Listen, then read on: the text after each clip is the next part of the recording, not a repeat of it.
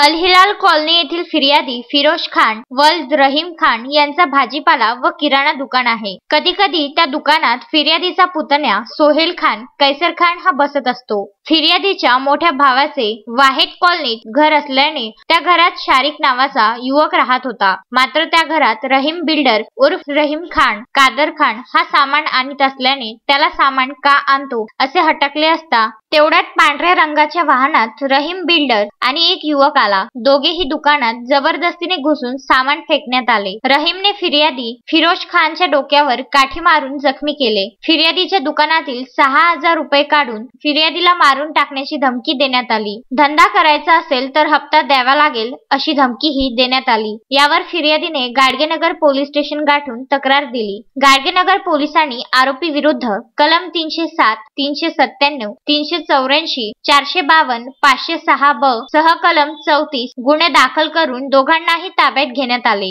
Vidarbha news bureau, Amravati.